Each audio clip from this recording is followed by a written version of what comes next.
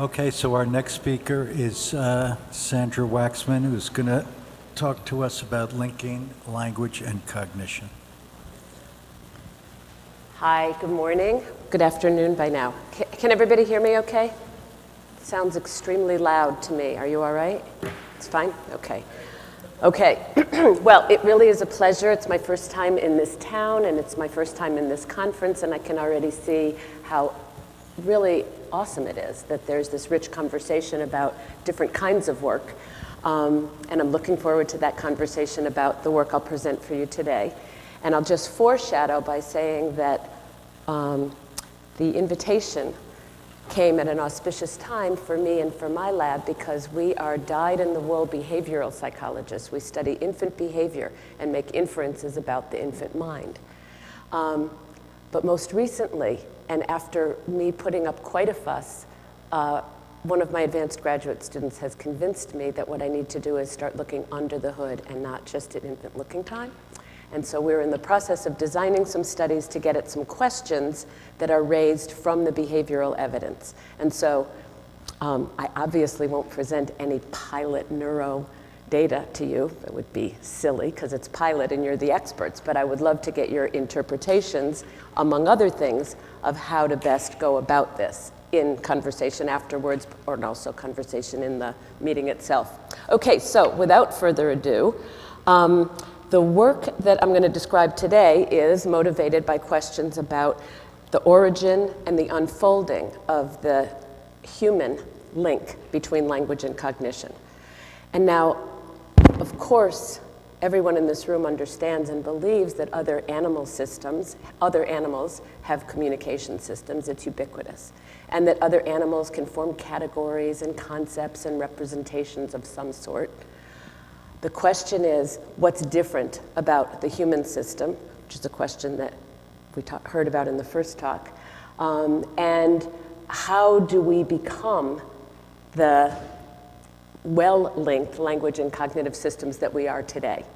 So one thing that I think is that what's unique about human communication or human language is that it marries a communication system that, as we heard this morning, is shared among other species with our incredibly powerful, uniquely powerful representational system.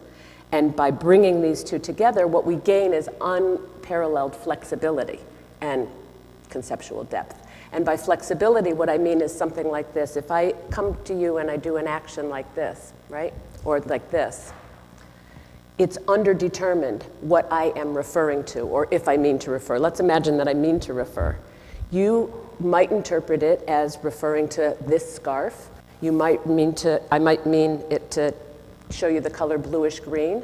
I might mean to be illustrating waving, right? And an observation of that behavior, of that scene, can never tell you which it is. When you have a full-blown language system, you can use, if it's being described with a proper noun or a count noun or a verb, to help you limit the hypotheses about what the referent in this ongoing scene might be, more precisely than you could from observation alone. Okay, so for this marriage to happen, this marriage between language and concepts, there's going to be a lot of work that the infant's going to need to do, okay? Because it isn't that the baby, freshly born, understands the difference between kinds of words and kinds of predication and kinds of relations or meanings that scenes entail. So instead, this capacity has to emerge, and it emerges much more quickly than I had ever thought. And it emerges quickly in the first year of life. Okay, so the question that the question that we're going to ask today is how and how early do infants begin to link language and cognition, or begin to link what they hear with the objects and events that they perceive in the world? Now, we know that infants don't approach this task as blank slates, right? There's some evidence for core conceptual capacities on the part of tiny infants, and there's also evidence that infants are born prepared to learn language, as you know. So hearing infants are born with a preference for listening to human language over almost any other signal. And rapidly in the first year of life, they tune that perceptual preference for listening to language in general to focus on the sounds of their native language in particular. So they become increasingly expert at discriminating the sounds within their language, and they kind of leave off to the side some discriminations, phonetic discriminations that won't be meaningful, quote, in their language still. And importantly, they maintain a degree of flexibility. So these can be brought back under various learning conditions and better or worse over different points in developmental time. Okay, so we know that babies come with something, not blank slates, right? And we know that they're prepared to learn language. Wow. Don't fall asleep, okay? We know that they're prepared to learn language, but the important point for today's talk is this. Acquiring human language requires much more than a sophisticated tuning to the sounds of the language, right? Learners must also link these sounds to meaning, right? And so that's the focus of today, and the question is, how do they break into it? And there's going to be 3 parts to the talk. The first one is looking at babies on the threshold of word learning. So at 12 months of age, what links are available to infants between the language that they hear and the categories or concepts of objects in the world that they form? I'm going to go pretty quickly over that because it's just a foundation for the second part, which is the more recent work, which is the developmental origins. Knowing what we know about 12-month-olds, where did that come from? Okay, where did that capacity come from? And then, finding out what we do about the even younger infants, I'm going to ask questions about what the mechanisms might be underlying developmental change. Okay, so apologies for the speed, but here we go. So we're in part 1, and we're asking, do we see, or what links do we see between the language and the categorization? We're going to focus on categorization because it's a fundamental cognitive capacity. I'll tell you something here, though. All of the studies I'll describe to you today are going to use basically this design. And so I'm going to go through it in a little bit of detail at the beginning, and then I'm going to run over the other slides rather quickly. But it's not to say that I think that necessarily a privileged link between language and only object categorization. And as you'll see so we're using it as an excellent case in point, okay? Okay, so the question is, does listening to language influence the baby's cognition at 1 year of age? And I began this whole line of work decades ago, and I began it at what I then thought was the beginning, the beginning point, and that was 12 months, because that was when babies begin to produce their first words, which is a moment that's greeted with joy across families and across cultures, okay? And the question was, are these words that the babies are producing linked to concepts or representations that look anything like the links that you and I have? And so to go about this, what we wanted to do was observe babies' cognitive skill, if you will, or cognitive capacity in the context of learning a new word and in the context of not learning a new word, and see if there was any bump, any value added, okay? So we designed this categorization task, and what's important to point out is that in every design that you'll see, there's going to be a visual stream. Oops. Oh well, you can very well see the visual stream. And that's going to be held constant in an experiment across conditions. And what's going to vary is the auditory stream that we present accompanying those, the visual stream. Okay, and the logic, this is a novelty preference task, and I know not everyone here is an infant psychologist, so just quickly, the logic running roughshod is this. Babies, like adults, get bored, if you will, or become less interested over time if you show them the same thing over and over and over again. What we have here is a category that you and I might represent as animal, and we imagine that the baby doesn't represent absence. What's that? Taser pointer. Oh, I think I have one. Oh, I see, but yours might work better. Gotcha. The button there. Thank you. Yeah, that's much better. Thank you very much. All right, so babies devote less and less attention over time if they see the next object as the same kind of thing, right? And then at test, So that you could just their decreased attention over time to say, oh, they see them all as the same kind of thing. But for infant psychologists, that's not enough.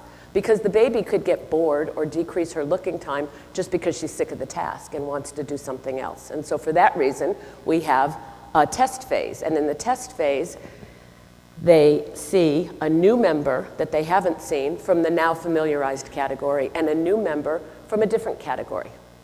We're going to be testing of the baby, did you form the category? And of course, all of these are counterbalanced, so half the babies see animals and half the babies see fruit. So what's going to be novel and what's going to be familiar is going to vary across babies. But this is the standard paradigm. And if the babies do form the category, then the expectation is that at test, they'll discriminate between these two objects. They'll prefer one over the other, and usually they'll prefer the novel object, having gotten saturated, if you will, attentionally with the now familiar set. That's only going to work if they form the category, right? But remember, I'm not interested in just whether babies form categories, and we know from beautiful work in infant psychology that they do form object categories quite early, right? I'm interested in how and whether listening to language boosts their ability to form the category in the first place, okay? So for that reason, we're designing tasks where in the absence, well, what we're hoping to do is design tasks so that in the absence of whatever signal it is that we're looking for, here it's a novel word, the babies will not form the category, right? But that when we add the novel word, we'll be able to see a value added, and that will show us the boost attributed from language, okay? All right, so I think that that task is now clear. So as you can see, for half of the infants, the babies, each time a little animal comes up, they hear in infant-directed speech. Look at this, look here, right? And in the novel word condition, they hear infant-directed speech, and the voiceover is, look at the toma. Do you see the toma? So it's a made-up word, okay? And the prediction is, if they form the category, we'll see discrimination between the two objects at test. And if language boosts their ability to form object categories, then we'll see this more strongly in the word than in the no word condition. Okay, so this is what we find. At 12 months, threshold of producing words, babies fail to form the category with these very few exemplars, right? When they're in the just attention condition. Look here, look here. But when they hear, look at the toma, they form the category. This is powerful because they don't know what toma means. They haven't learned that before. But the presence of this novel word boosts or invites them to form an object category, okay? The words are highlighting commonalities among these familiarization objects that otherwise would have gone undetected, as we see in the no word condition, right? They didn't click into that category in the no word condition. Okay, so you could ask, well, maybe, where is this coming from? Maybe it's just that babies at 12 months are so interested when they hear a novel word, any novel word, that they're gonna look more or attend more, and that you could get this effect, this boost, where words highlight the category, the commonalities, whether you gave them the same word consistently for the trials, or whether you introduced a different word each time, okay? So the prediction is quite clear. And what we find, the data are really clear as well, that at 12 months, if you give them distinctly different words applied to distinctly different individuals, although they're members of the same category, they don't, in this short time, form the object category. So this tells us something important also. This tells us that babies are not only identifying novel words in the ongoing speech stream at 12 months, it tells us that they're also tracking which word was applied to which object, right? And only when it's a consistently applied name do they form the object category, okay? This finding here, where they fail to form object categories in this condition, suggests and is related to some work that Susan and Fei Xu have done earlier, looking at how we name distinct individuals as compared to how we name the categories of which they are members, okay? So, the next question that we wanted to know is this effect that we see here something that's unique to words, unique to language, or will any consistently applied novel, engaging signal do the trick? And so to do that, we have to step outside the linguistic domain, and what we do is present infants now. Some of the infants are going to hear the exact same sound stream. Look at the toma, look at the toma. And some infants are going to hear a consistently applied sequence of sine wave tones. So it's very, very simple. And the sine wave tones are matched for the mean frequency, for the utterance length, and for the pause length and placement with the word condition, okay? And as you can see, I've switched the category that the babies are going to have to learn. This is a category that we have since been able to use to go all the way back, so getting into part 2. And so this is to remind you that we get these effects for several different kinds of object categories, and that we have to tweak the design depending on the age of the baby. Here the babies are going to see 8 images. Even so, the babies in the tone condition are going to fail to form the object category, and the babies in listening to a novel word will.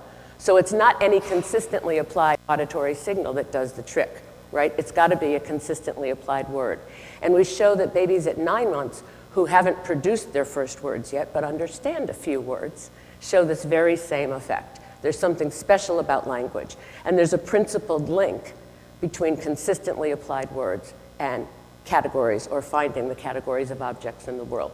This is just to show you, it's old studies, it's just to show you that we actually do have data beyond check marks and X's. And you can see that in the language condition, the babies are showing a preference for the novel object reliably more than chance, and reliably more than in the tone condition, and there's no developmental change between 9 and 12 months. Okay, so by 9 months, babies linked language, consistently applied words, it's got to have a novel word in there, but not carefully matched tone sequences to cognition. So now we're ready. I promised it would be a really quick tour, and it is. So now we're going to wrap up series, part 1. All right. So what we see is at 12 months, a principled link between language and object categorization. I'll tell you this, though I haven't shown it to you. At this point, novel words in general, it can be a novel noun, it can be a novel adjective, it can be a novel verb, will highlight for the baby commonalities among the objects in general. No matter what kind of word you consistently apply, they'll pick out object kind, they'll pick out a relation like chaser, chase, they'll pick out a property like color or texture. So they have a principled link, but they're agnostic with regard to something that's a fundamental feature of human language, which is that we have distinct grammatical forms or distinct kinds of words, and these map to distinct kinds of meaning, okay? So at 12 months, they have this general link. This sets the stage for the baby being able to discover these distinct kinds of words, the nouns, the adjectives, and the verbs in the input that they receive, and linking them to distinct kinds of concepts. So I spent many years focusing on this transition. How does the baby discover the kinds of words? How does the baby learn to make more precise mappings? And that's not what I want to talk about today, because having solved that, at least to a first order approximation, what we became fascinated with, and what we've looked at much more recently, is the developmental origins of the link. So if you think of the 12-month-olds, where they have a principled link already, the question is, how in the world did that get there?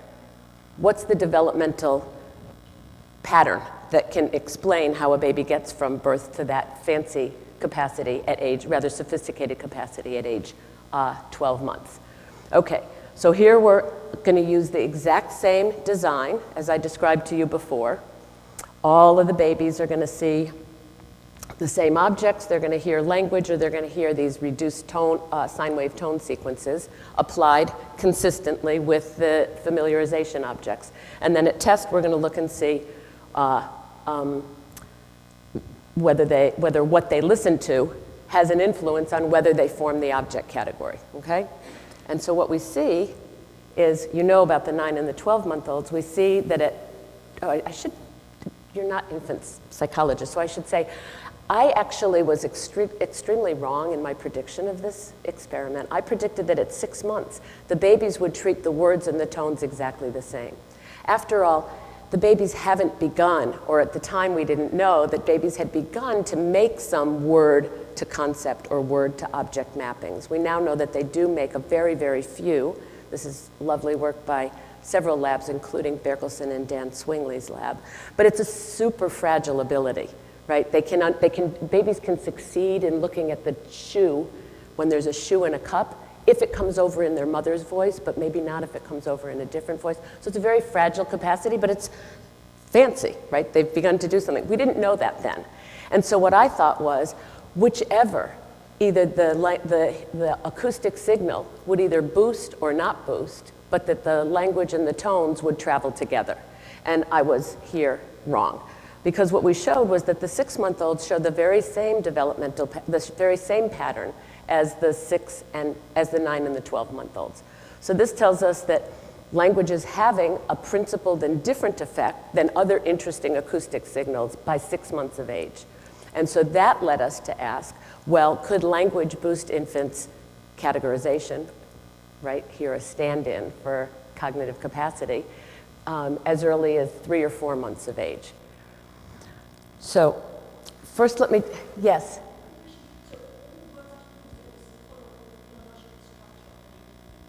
Yes. She's asking if we've always done this in the native language of the infant, and the answer is yes. But hold on. Yes. Great question, but hold on. Okay, so our prediction, oh yes. Yes.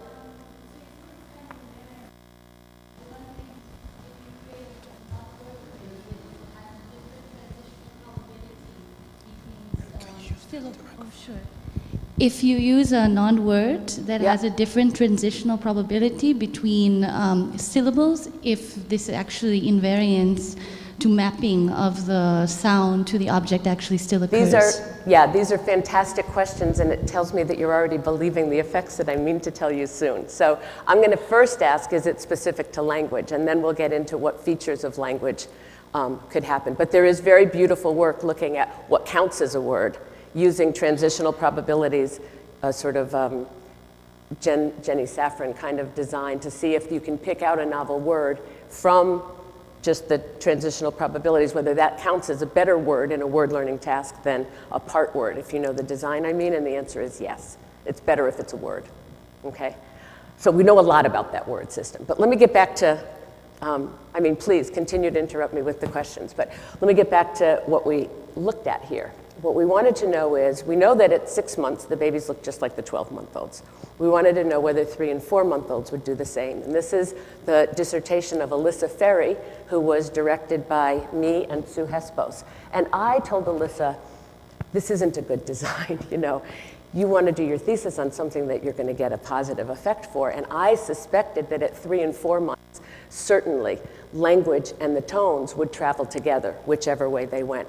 After all, babies can't parse a novel word out of the sound stream at 3 and 4 months of age, to the best of our knowledge anyway, the speech scientists would say.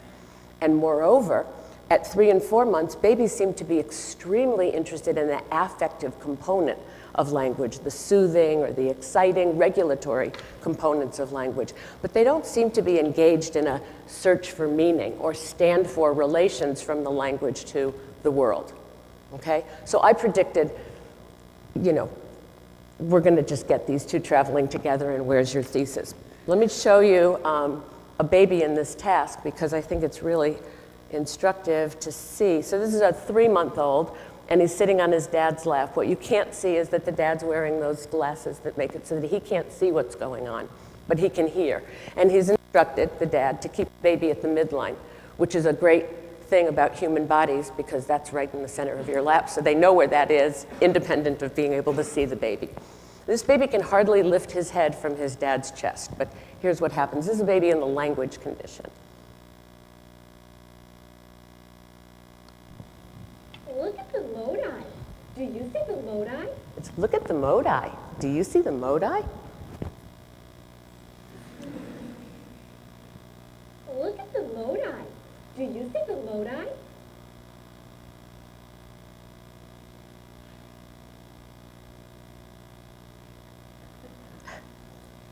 I'm going to run through the whole one of this, and then I'll just give you Look at snippets the of others. lodi. Do you see the lodi?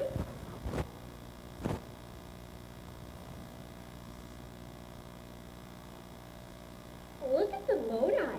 Do you see the lodi? This is the kind of attention that you pray for in an undergraduate lecture class, right?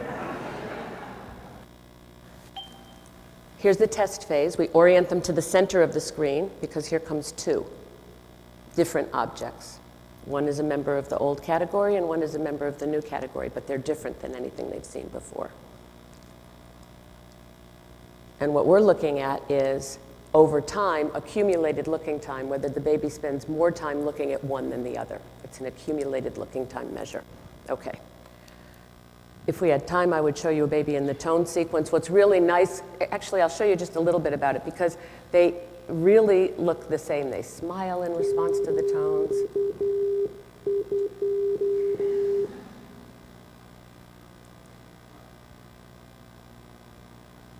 Nothing's. So again, I'll cut it short just because of time. And we can ask, what would we get? Remember, my prediction was, oh darn, the response came up. My prediction was that these two would travel together, okay? And what we found instead was, this is Ferry, Hesbos, and Waxman 2010, what we found was that babies in the tone condition, though they were attentive, right, didn't form the category. They showed no preference at test. In contrast, babies in the listening to language did form the object category. Now, at this point, I mean, this was surprising. Here's the data just to show you, just the data for the 4 and the 6-month-olds, just to show you the effect of language versus tone sequences at 4 and 6 months of age. So we're seeing the very same pattern. And what this tells us is that by the time babies are 3 months old, these are teeny, right? Listening to language highlights object categories in a way that well-matched tone sequences do not. Okay, so then the question is, well, why would that be the case, right? It's very possible that the mechanism underlying this performance at 3 and 4 months is different than what we see at 9 and 12 months. At 9 and 12 months, I think it's plausible to think it's a search for meaning. What's common here? What can I pull out, abstract from the variable world? And this listening to language boosts that. I think probably that what's happening at 3 and 4 months is probably different, and my working hypothesis is this, that human language, and perhaps especially infant-directed speech, perhaps especially in communities where infant-directed speech is the norm, but it's a working hypothesis, we don't know. Perhaps language engenders a heightened state of attention or arousal, including, it brings along with it attention to what's ever visible or observable in the world, and it's a very little set of what's visible and observable in the world in our designs. So that's heightened attention rather than to the objects on the screen, rather than a more specific search for meaning or a stand for relation. Okay, so that's an intriguing hypothesis, but then we would have to ask, well then, Sandy, what is it about the language that engenders this effect, right? Why language and not tone sequences? And there's 2 reasons that it might be the case. Language is familiar. The babies have never heard this speaker or those silly sentences, but they're familiar with listening to infant-directed language. So it's more familiar than the tone sequences. And in addition, the language signal, just acoustically, is more complex than these simple sine wave tone sequences that we presented with the babies. So it could be one or the other or both of those. At the same time, because we're wondering about whether it's just a general effect, not the specific effect that we talked about for language where there's distinct kinds of referring functions and distinct kinds of meaning, the question was, is this an effect that at this early age is specific to human language? And so to answer this question, we didn't just step outside the linguistic domain, we stepped outside the human species, and we looked at the vocalizations of baby's categorization in the very same task in the context of listening to 2 signals. One was the vocalizations of lemurs, right? A non-human primate, a cousin, sort of genealogic cousin of ours. And we picked that because because it was complex and because it was unfamiliar, right? So we uncoupled those, complex and unfamiliar, and because you might think, why lemurs and not any other primate? Because they vocalize naturally in a frequency range that's like the range for infant-directed speech. And so we know they love that range, as we heard, and so we want to pick something that's going to at least give them that. And as a control, we ran another set of babies, it's a control to this one, they listened to backward speech. That is to say, the modi, but paired backwards. Why did we pick that? Well, to a first order, it's complex as the forward speech, right? But we don't interpret it as language. And in fact, at birth, the infant brain responds differently to forward and backward speech. Bilateral activation to backward speech, and left hemisphere preference, while left hemisphere more activation while listening to forward speech. So the brain detects a difference, whatever that might mean. And so now we're going to compare infants' response in these two conditions. We don't have much time, so I won't, it's the same situation. Babies are going to, instead of hearing language, they're hearing either lemur vocalizations or backward speech. And the question is, did these travel together? They're both complex and they're both unfamiliar, right? But they're neither one of them language. And what we find is super interesting. The backward speech, babies listening to this never form the object category. It's as if it was a tone sequence vis-a-vis this task. It does nothing for the infant's cognition. In contrast, babies listening to lemur vocalizations at 3 months showed categorization, at 4 months showed categorization, and at 6 months, they had tuned out the lemur vocalization, right? Now we see tuning effects throughout the perceptual, in many perceptual systems, right? We tune to language. We tune to many different perceptual faces, kinds of faces, to in and out members. I want to point out here that this is different. This is not just tuning to a perceptual signal. This is tuning a link between a perceptual signal and finding some commonality in the world. So it's a link between what you hear and how your conceptual system gets engaged, if you will. I can, it's going to come in the next one, but well, I'll play it for you here anyway.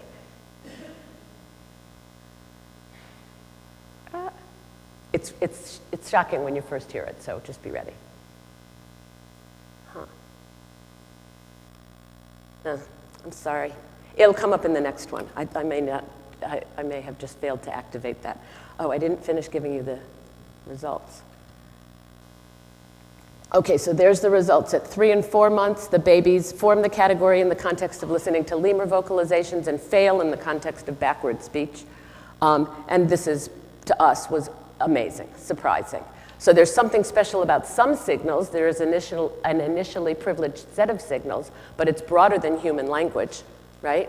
It's broad enough at 3 and 4 months to encompass human vocalizations and vocalizations of at least one, and presumably more, non-human primate species, okay? So concluding developmental origins, we see this link part of an initially broader template. This is what I've just said. By 6 months, they've tuned this link, this abstract link from what you hear to what your cognitive system does in the context of the same objects, specifically to human vocalizations.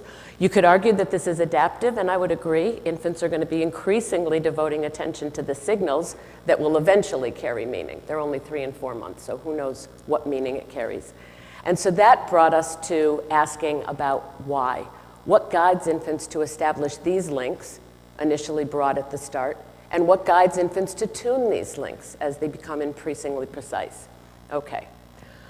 So what we've discovered is, or what I'd like to propose is that there are two routes, two distinct routes for these mechanisms, when we're looking at these mechanisms. And one is a route that we see for infants' responses to what I'm calling the initially privileged set of signals. So human language and lemur vocalizations at this point, okay? And here's what we've wanted to know. We know that for plain old perceptual tuning, exposure is important to the tuning process, right? So it could be that the babies maintain the link to language because they hear language from 3, 4, and 6 months, a lot of language, and they hear no lemur vocalizations, right? Or vanishingly few, unless they're in our experiment, and that's coming up, okay? So they don't hear it, so they tune it out, right? And now they're going to be able to devote this more attention to the language signal.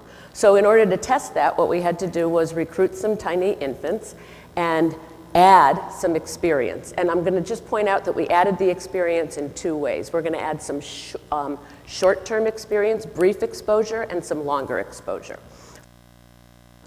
Let me show you the design. It's the same old task, you know it very well. We're going to focus on 6-month-olds. Why? Because at 6 months, lemur vocalizations are now null, right? They carry no boost, they bring no boost. So that's our logic, and the question is, can we bring it back? Can we reinstate this link with exposure? And so what we do is we put babies in an exposure phase. Here the exposure is just, they're going to hear lemur vocalizations interspersed at irregular intervals with musical, instrumental background, okay? I'm going to let you listen to that, but first let me tell you this. Why did we do this? This was the brilliant idea of Danielle Perzik, a graduate student who is responsible for these studies. We did it because we wanted the lemur calls to bathe the infant's ears, but in an explicitly non-referential, non-intentional task. Just, can we expose you to this signal? And we thought that if we had music playing in the background, they'd be more kind of listening, and it would be a good vehicle, if you will, to present these signals and to therefore familiarize the babies with them. Okay, so this is what it sounded like. And here, you'll be able to hear at least one lemur call. P.S., the lemur calls that they hear during exposure are certainly not going to be the lemur calls that they hear during the test phase. Here's what the exposure sounds like. So set the stage. The mother or father comes into the lab. She's filling out paperwork. We're saying how adorable the baby is. The baby's probably on the floor or in her little rockaroo, and this music is playing, and we're trying to be quiet. So it's just ambient background music.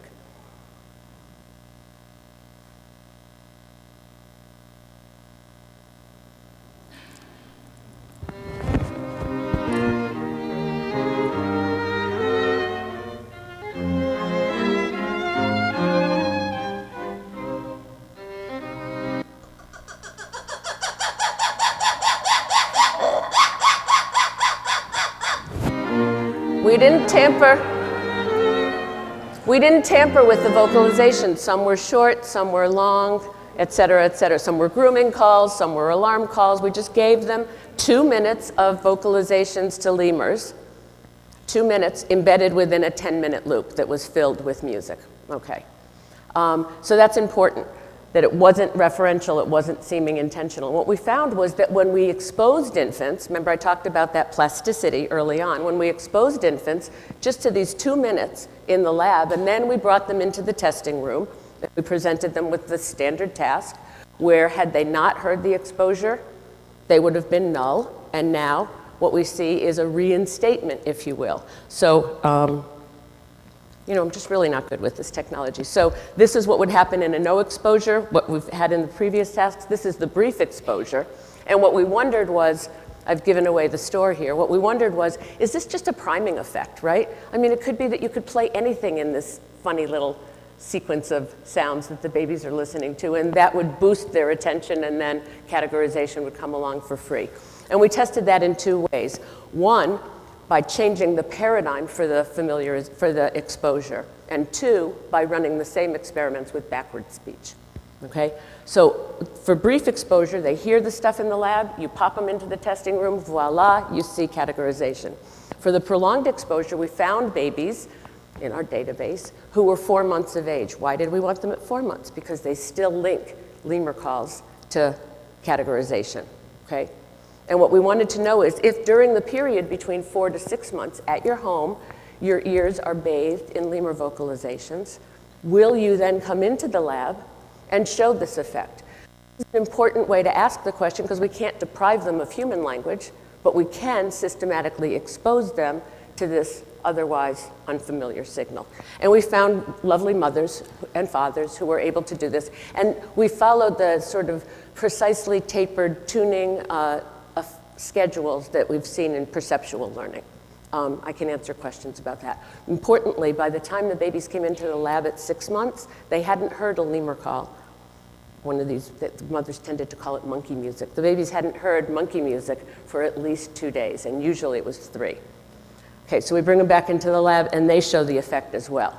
So this tells us it's not a local short-term priming effect. And then, as I said, we did the same thing where we embedded, instead of the lemur call, we embedded a bit of backward speech. And what we see is an absolute null effect. So it wasn't there to begin with. It's not part of the initially privileged template. And you can't bring it back by mere exposure. That alone is insufficient. So root 1, for a signal that's within the initially broad template, mere exposure is sufficient to either reinstate with the short or maintain a link to cognition. But if you're a signal outside this, mere exposure is going to be insufficient. A new link to cognition cannot be created de novo just from exposure. That's a good thing. We don't want babies learning all kinds of things that they might be hearing in the world are going to become language, right? That's okay. So our next question was, well, what about signals that are outside the infant's initial template? If you think about it, one of the signatures of our species is not only our incredible representational capacity, but our drive to communicate. And so strong is this drive that we will appropriate otherwise inert signals and use them to communicate. So think of smoke signals, right? Or think of the Morse code, right? We adapt this tapping, tap, tap, tap, tap, to convey meaning. And the question is this incredible flexibility in appropriating a novel signal to communicative capacity, something that is available to the infants? Or does it have to be built on the back of a mature language system in the start to begin, right? Is it something that's available early on? And so to test this, again, this is work with Brock Ferguson. And to test this, once again, we focused on 6-month-old babies, right? And we're going to focus on tone sequences, right? And we know that at 6 months and at every age, the tone sequences don't promote the categorization performance. And so what we do is give them an exposure phase, but now the exposure is going to be very, very different. And these are the experiments that you heard about earlier. So let me unpack the actual details right here. This is not going to be passive listening experience, right? We know that that's not going to work. We ran the first series of experiments. Here what we do is we embed the tone sequences in a rich, expressly communicative episode. The language and the tones are going to be presented by these two actresses. One's going to speak, and the other is going to beep in response. And it's going to seem like they understand each other. And we did this by Ferguson just dubbed actual tone sequences over the dark-haired speaker. So let me show you what that looks like. The baby's watching this. Hi, baby. What's your name? You're so cute. So they're directing to her. Do you see my new friend Annie? Let's see how Annie is doing. Oh, I'm good too. Aren't you having fun? Okay, so. I think my favorite ice cream is my new friend Annie. Okay, so what you see is one beeps, the other speaks in a turn-taking relation. And the question is whether, after having embedded this previously null signal into this communicative episode, whether the babies will believe it, and if they do believe it, whether now the tones will highlight the object category. And the answer is yes. So having seen this communicative episode, which is very brief, now right away we bring the baby into the test. Oh, sorry, this is in the testing room. We turn that off, we turn on this, and they now learn the category in the context of hearing novel tone sequences. Okay, so our question was, well, is this enough to show that it's about communication? Or could it be that we've just made the babies in a more interesting way familiar with, exposure to the tone sequences, right? So to rule that out, what we did was uncouple the language and the tones from the actor's activity.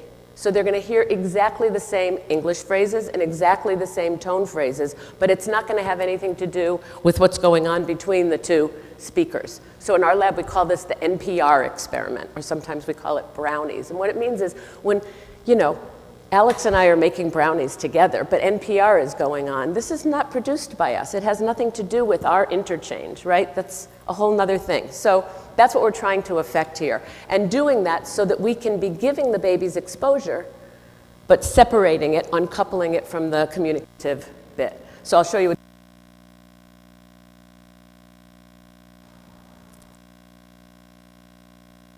Oh, I'm good too. Aren't you having fun? So their mouths are not Do you see moving my new in, friend it's not their Annie? conversation. They're engaged in something else altogether. Yeah, all right. So they're the same phrases that they heard before. Okay, so the question is, will this be sufficient to have the babies now link the tone sequences to the core cognitive capacity of categorization? And the answer is no, not a chance. The babies in this condition at 6 months fail to form the object category. So it has to be embedded in a communicative episode. It has to have some of the rich sort of social communicative backup, if you will, in order to appropriate that signal if you're an infant. Okay, and here are the data. In the communicative tone sequences, in the communicative tone condition, the babies are forming the object category. In the non-communicative tones, they fail, as they fail if they are given no exposure. Okay, so wrapping up, we see 2 routes, one for infants, for signals in their initially broad template. Mere exposure is sufficient. And then the second route, if you're outside the initial template, it's not that a signal can't be appropriated, right? It can be appropriated, but mere exposure is insufficient. If these are embedded in a rich communicative change, infants are willing to entertain the possibility that this might have meaning or this might have a signal for them. And I should mention that at this point, though it's a large enterprise of our lab for any of these effects to look beyond object categorization, what other cognitive capacities are boosted by language, at what ages, and what does the tuning trail look like for those? This is a design where we have already begun to do that, as you heard this morning. And when we do what Brock Ferguson and Casey Lou Williams did a really clever thing. They took those adorable vignettes, of the 2 people talking, the communicative and the non-communicative episodes, and they played those before a rule learning task, an abstract rule learning task, like Marcus et al., right? Did the babies learn AAB or ABA? I can answer more questions about this in the question period if you like. But the point is, if what we know is that babies learn ABB or ABA at 7 months if the ABB, if the units are syllables like la ti ti, bo fa fa, they fail to learn if they're tones instead. So doot doot doot. They don't seem to learn the abstract generalization. So this provided us a perfect opportunity to play them, the communicative tone and the non-communicative tone sequence, and see if their abstract rule learning was boosted. And the answer was yes, only in the communicative tone questions. Okay, so wrapping up but wrapping up by asking some remaining questions. And some of these the audience, thank you, has already begun to ask. One is, we have to go beyond lemurs, right? Maybe we really made a great and principled choice in selecting the lemur vocalizations. I gave you our motivation, but maybe we were lucky, right? So we want to know, what are the boundary conditions on the kinds of signals that infants will initially link to cognition? We want to go beyond object categorization and know what other cognitive capacities are also promoted by language. We actually, at this point, as I alluded to at the beginning, want to go beyond looking time and ask, what are the neural or attentional mechanisms that support these early links? And to do that, we have to go beyond the baby's eyes and ask how they're devoting attention, what their arousal looks like, and possibly even look under the hood to see what's the neural activation that's going on in these various conditions. And let me just give you an example of the kinds of questions that we're planning to ask, or that we're beginning to ask. You know that sometimes we see the very same behavioral response in looking time, but we don't know whether the underlying mechanism generating that behavioral response is identical. So for example, at 3 and 4 months, lemur calls and human vocalizations show the same amazing effect, boosting infant cognition. Do these come from the same, or do they come from different neural pathways? One may be prepared, one may be the sort of, thanks to the communication system that we heard about this morning and that I mentioned in the introduction, and the other may be more sophisticated, something that is going to predict human language in particular. We can't know that by looking at their eyes. What we want to do is ask, in the context of the lemur versus human vocalizations, do we see different or the same patterns of neural activation? Another place where we see the same behavior, but we imagine that there are very different underlying conceptual mechanisms going on, is in the familiarization phases. What I didn't tell you was that across all the various signals that we play to the babies, at any given age, the babies are devoting the same amount of time during familiarizations during familiarization to the objects. So they look at the objects, it's a requirement for inclusion in the task. They have to look enough, right? But clearly, though they're looking enough in the tone and in the word condition, this signal is engaging their conceptual capacity differently, or their perceptual capacity differently. They're going to form the category in language and not in response to tones. So we want to know what's the underlying difference. They look the same, but it must be engaging something different attentionally, or some different level of arousal if it's very, very early. We also want to, so that's one class. Same behavior, do we see the same neural activation patterns? Another question is, when we see changes in behavior, can we see what the underlying changes are under the hood, as it were? So for example, a 4-month-old and a 6-month-old listening to lemur vocalizations, does their neural activation look different? Because their behavior sure looks different. And moreover, is there a neural trace, right? Then that would be a neural trace at 6 months for the lemur vocalizations. That would help us to understand why mere exposure might promote, reinstate the link. Anyway, I could go on and on with these in the Ferguson experiments. Do you, as an infant, show a different pattern of neural activation in response to listening to tone sequences before versus after you've been in this adorable, you've been exposed to this adorable vignette with the talker and the beeper? Does it change the pattern, the expectancies of neural activation? We don't know that, but we're beginning to look. Okay. Oh, that came out different. Let's just go straight there. So here's our concluding thoughts. First, I hope that you are convinced that throughout development, or at least beginning at 3 months, which is the earliest that we've looked, language is fueling the infant mind. They're doing something. They're succeeding in some cognitive tasks in the context of listening to language that they're not succeeding in other matched conditions. So this tells us that at least in some skeletal form, something like a link between language and cognition, I don't know how to describe it, right? But something like a link is in place. And although it may seem like a very sort of poor stepsister compared to me waving my scarf and saying it's waving or scarf or category of scarf or what have you, it's certainly not sophisticated at that precise level. The claim I'd like to make is that these early links are the foundation for discovering these more precise, powerful, and nuanced links that really are the signature of our species. And that's it. Thank you.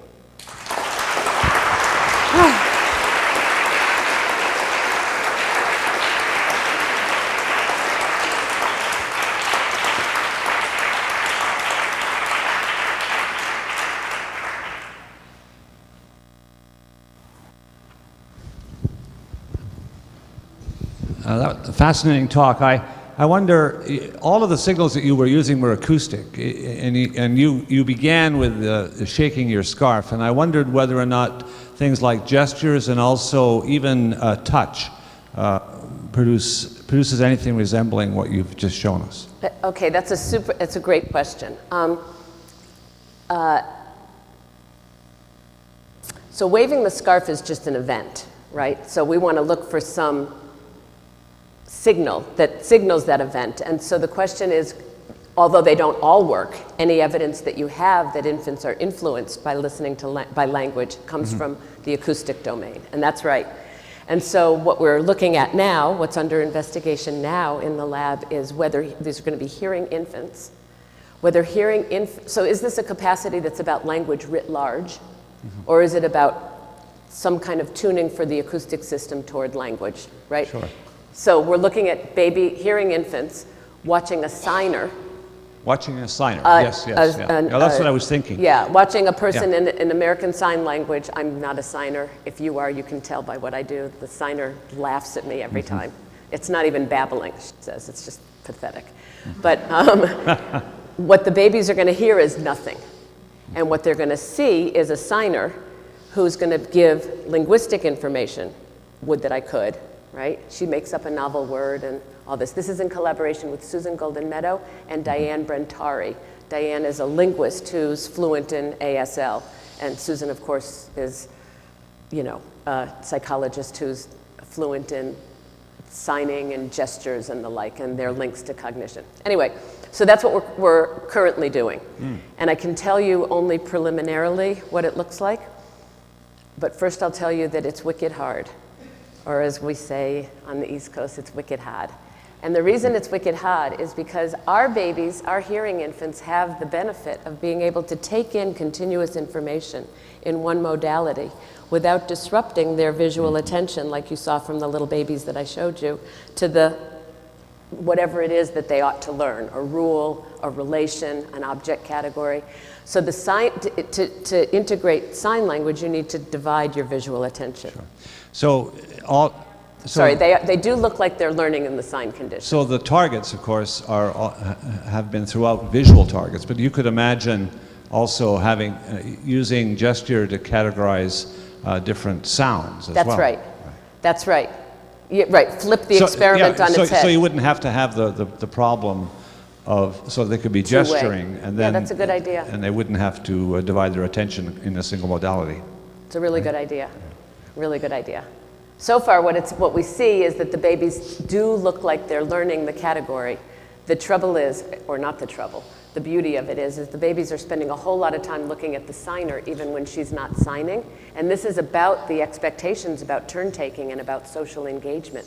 In the language condition, which is of course our control, Amanda, our signer, is in the center of the screen and she says, "Hi baby, hi, look at the modi. Do you see the modi?" So she does the same gesture, which is not language. Pointing gesture and a eye gaze, like here they go. She gives all of that in all the conditions. There's a gesture alone condition, there's a gesture with language, and then there's a gesture with sign, okay? In the gesture with the language condition, the very interesting thing is that the babies will not, and when she's done speaking, like in your experiment that you showed, Amanda puts her head down. We didn't have her disappear because we thought, oh, then it's just like the Cheshire Cat. It's going to be like an event perception task. Where did she go? So we just have her go quiet, pardon me. And the babies in the language condition, these are anywhere from 3 to 7 months at this point. We're just testing it across the range.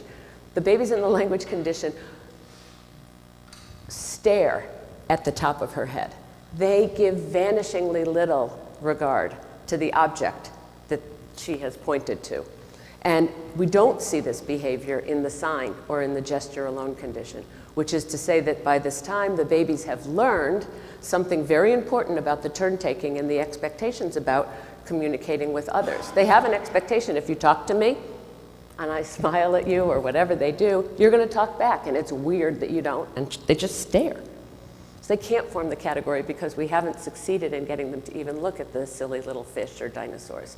In contrast, and I think that's an interesting finding by itself. In contrast, the babies who watch Amanda sign look like they are forming the object category. But stay tuned, we don't know yet. Really beautiful work. My question is about levels of categorization. So if we go back to your very first example, you know, you had these cartoons, and one was a lion, and one was a kitty cat, and one was a puppy. You know, as an adult with my adult categories with these strong entry-level effects, I was actually a little bit confused about what was a familiar category or what was not. When we went to the dinosaurs, I'm like, oh yeah, dinosaurs, that's the concept that you're trying to get across. And I guess I'm wondering, are some levels of categories privileged for these infants, and if so, at what age? Is it easier to get across a concept like dog, which might be an entry-level category, than mammals per se? Sure. So, you know, my training is as a cognitive psychologist, and in cognitive psychology and in anthropology, the evidence points very clearly to a certain natural joint or a natural cut in the perceptual world, and those tend to be what we describe as the basic level categories. Which is like the dinosaurs and fish. So that a superordinate category could be more difficult, even a subordinate could be more difficult, and you can think about that difficulty by thinking about the within category similarity and the between category difference. And so that's going to determine how easy or hard it is to ferret out the commonality and see the other as different. In these tasks, you can make the superordinate level category much easier if you do like what we did there. They're all kind of round, they all have eyes, right? So we didn't show them the rich variability from a paramecium to a tiger, right? Or even from a mouse to a bird, right? They were just these, and so we selected those because Instead, it was a category where we could show that the babies didn't form it in the no-word condition, so we could see the value added, if any, of the various other signals. When we went to the dinosaurs, your felt experience was like, oh yeah, I've got it, because you have a basic level name for those, right? But the baby doesn't have any names for any of these things. And so we can make a basic level, what's called a basic level category, harder or more simple by how much variation we have within and how much variation we have across. When I look at them, I think that the dinosaurs and fish are harder. And the first experiment we did that with was way back in the day when I was, anyway, that's work with Marie Balaban, and I just thought it would never work because the categories, though they're basic level, just look perceptually way too hard, but the babies keep showing, once again, that my predictions are rather, they bear a imperfect relation to reality. We have a lot of questions. Alfonso, George, Sandy, very nice. I was surprised that that you got the effect with the tones. There are the null effect, or the boosted? The boosting. Yeah. There are important hemispheric differences in processing these sounds versus sounds, and if there were to be some predisposition in infants to try and pay attention to certain kinds of information, you'd think it would be speech sounds. Actually, with non-speech sounds, it's interesting. How do you explain that? It is a kind of information that I think they're being particularly tuned to pay attention to. Right. That's a great question. Thank you. Here's what I think. I call those inert signals or previously inert signals because, like you, I share that intuition that they should do nothing for your cognitive system. They're not initially preferred. They're in no sense privileged to any kind of association and more than any other kind of a signal. Why I think it works is because it's embedded in an explicitly communicative episode, and the babies are seeing in this condition, and then I'll tell you the limits of where it doesn't work, which I didn't say in the talk.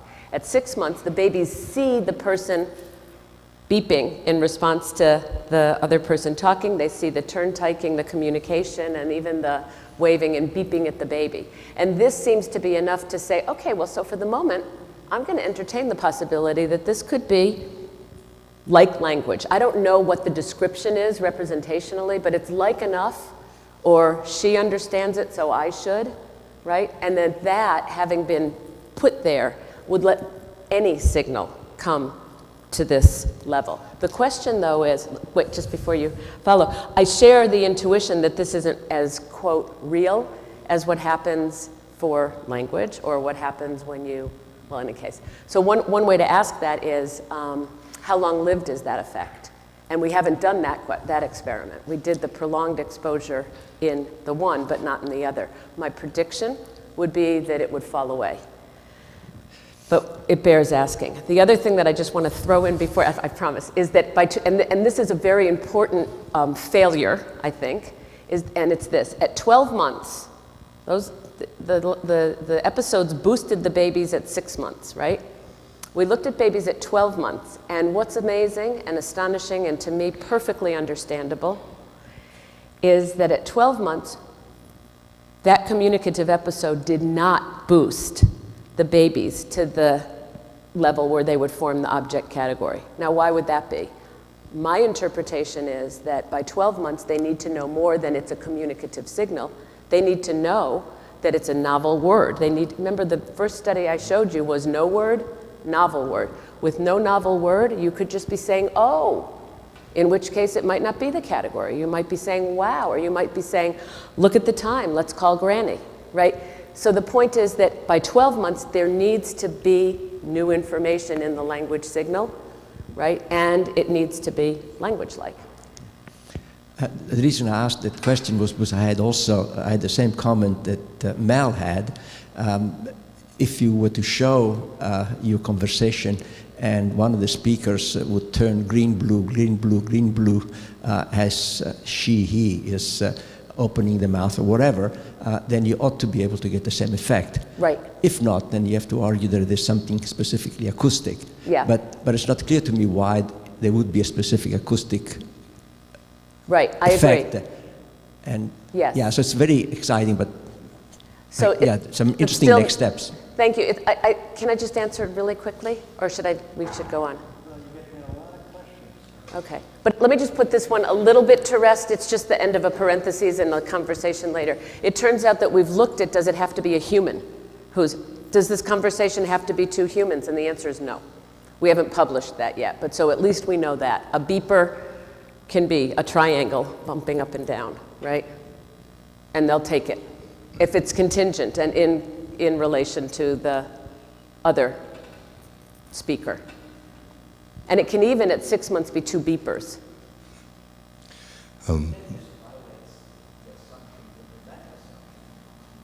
It doesn't violate the pragmatic assumption if the pragmatic assumption is it's going to have to be turn taking. It's going to look communicative because I'm doing, like his little, the little robot, for example. Yeah. Wonderful talk, really. Many connections to our work. I would say kind of a challenging prediction here that you said at 12 months the tone effect when embedded with the humans disappears. It's already. It may have to do with that, you have learned that people actually don't speak in tones, so it's not so easy to. But maybe if you would use my flatfish that who are not human and you have not built up by 12, 13 months this association, if that, if there is something to the theory of variability coding, you should get your effect. Right. The other question I have, a very short one, is that did you try? So can I just right in the middle there? I think that they will see it as communicative, but they won't see it as referring to the object at that age. I still think they'll need to know something about. But it's an empirical question. I would love to do it. My intuition is it's not going to work because it being communicative isn't enough. It needs to be referring, and they won't know that in a conversation. But anyway. The other question is very simple one. Did you try backwards Lemur vocalization? Oh, no, we haven't tried that. People do ask. What's because your it's intuition? still unclear whether the Lemur is, as you kind of suggested, though, when I heard it, that it, it may be just assimilated into a motherese intonation. That's it. So why the Lemur? So why is it more? Is it within the possible kind of linguistic signal? So backward Lemur would suggest it is, because for speech, babies are very sensitive to backward speech. So, and the last very short comment is that to strengthen your categorization effects, a recent work by Gergo Chibra has shown that with ostensive naming in motherese, we were collecting objects from all over the world that have no feature similarity to each other at all. So he created categories of 4 of those in kind of an oddball paradigm. He could show that a word will be categorizing together 4 objects that have nothing. You cannot abstract any common featural information, and it still works. A consistently applied word does, but what is it? What is the word conceptually? What is the work of the word in that? If But there's they no just use commonality. the measure is, it was a kind of an oddball paradigm, and it's a brain signature of I don't know if It's a recognition paradigm from the oddball. Like which one did you not like see? you have the 4, like 2 sets of 4, and that were categorized together, and now you have 3 from this, one after the other, and you bring in the one from the other category, and you get not an M400, but I don't know which the people here will probably know better. So you get a very well-known oddball effect where an expected series is broken. So they have categorized those together by words. And that's a possibility. Or this was that boosting bit. So they heard the novel word, the well-formed word. They saw these strange objects, and they're looking. Remember, I'm not saying that you're going to successfully form the category. The word invites you to find it. In looking for what the commonality is, you're going to do a kind of comparison and contrast that could bolster your mental representation of the individual objects, absent being able to find the relation, the commonality linking them. So I mean, I think it's a super interesting finding, but I don't think it's clear that they're forming the category. Rather, they could be on their way to forming it, but they haven't found it yet. They haven't discovered it. But it's language that's doing that. We can talk. Yeah. Okay.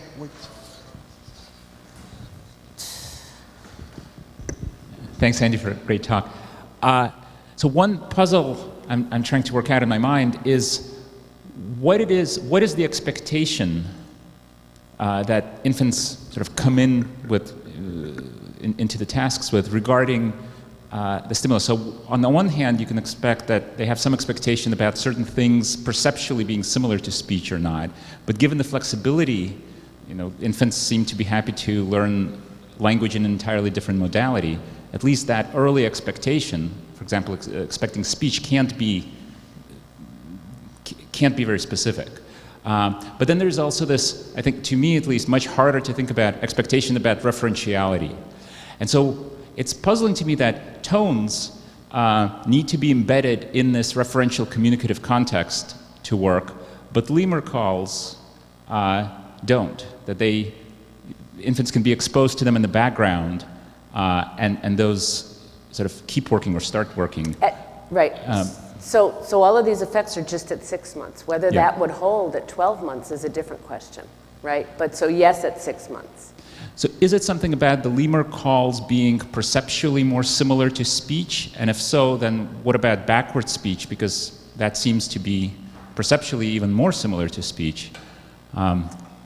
So the logic these are great questions. And so if people aren't too tired to hear the answer, the logic in our minds is this. Backward speech violates the sort of the acoustic features of forward speech, A, and B, it can't be produced. This was what we were thinking when we were thinking of picking the lemur. It can't be produced by a primate vocal tract. It's impossible, right? You can screech and you can squawk, but you can't make the signals. You can't run you can't say your own stuff backwards, right? That has to be from a recording. So one possibility is that it's not, well, I mean, we shake our heads because we're up here in cognition. The speech perception people say it's not part of the speech motor capacity, or it's outside what would be the initial envelope. And so, teasing apart what are the boundary conditions and therefore what are the features of the signals that are in this initially privileged set is a big question. One thing I'm sure of is that the lemur calls are, because they promote just like language at 3 and 4 months, and because they get brought back with just mere exposure. But the question is, what else might be in there? We've begun to look at other naturally produced vocalizations, and so far, of other species, and so far we don't see it. So bird song doesn't work, for example. Whether a non-primate mammal vocalization would work is an interesting question. Another way to go at it is not to take stabs by looking at, sort of the evolutionary tree or the taxonomic tree, but rather to get some acoustic scientists, once we have a good enough lexicon of the signals that do and don't work, we could try to abstract what are the features, jointly or in combination, that elicit this kind of attentional or arousal or whatever it is, boost, but that the others fail to. But we would need more data than the thin numbers of data points that we have at this point. But I agree, it's a mystery. Some people ask, is the lemur call working early on because it's just close enough to possibly be a signal you could launch a language onto. Some people say, is it that the lemur is from a very close relative, and so it's part of our prepared envelope? We just don't know. But we certainly know that initially the link is broader than language. Yeah, thank you. I don't know if I'm capable of that, but so I was wondering the nature of the term language as you're using it here, because we're talking a lot about acoustic parameters and things that might be proto-language, maybe yes, maybe no. And what's extraordinary to me is how early these infants are categorizing. And I mean, it just seems extraordinary, and it raises the question, is it categorization that then drives the development of language as we understand it, right? You're saying they don't know what's language, they don't know that this is a noun.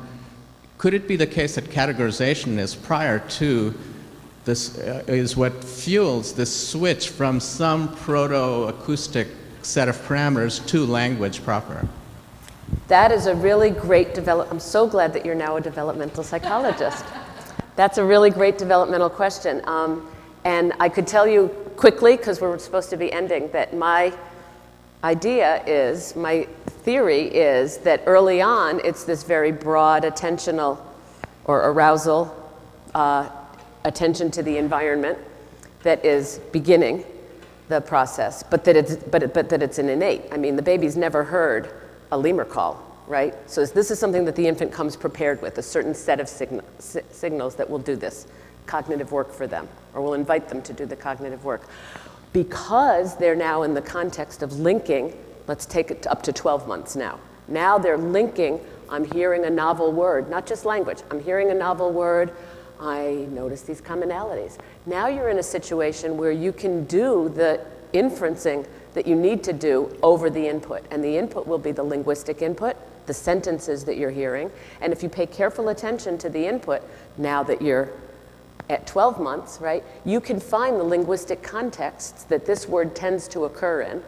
This word could be dog, and it tends to come after the, and it tends to have an S after it. This is a line of, anyway, you could find the grammatical envelopes, if you will, the contexts in which a set of novel words that we will call nouns appear, and you will notice that when those words appear in those contexts, it tends to be a commonality among the static objects themselves, not about a relation. So I'm going to abstract over actions, and I'm going to hold on to relations. So you're going to build this piece by piece from this foundation as a core.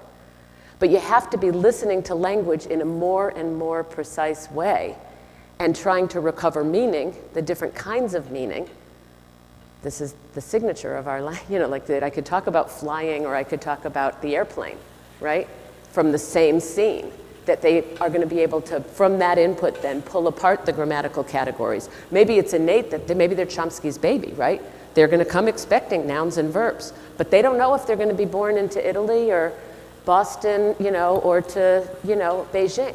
So they're going to have to find on the surface of the sentences where the nouns are in their language. So that's a learning problem, right? And these early links put them in a situation where that learning will be more successful because they're attending to language and linking it to out there.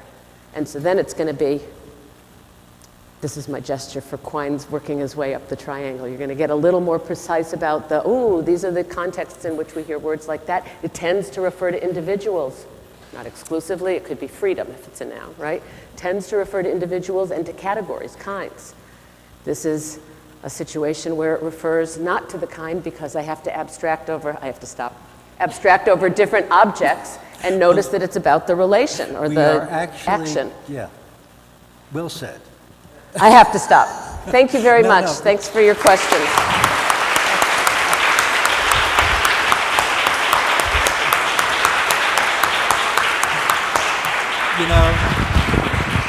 We're actually on time in the sense we started 10 minutes late, so Sandra got all of her time, so fantastic.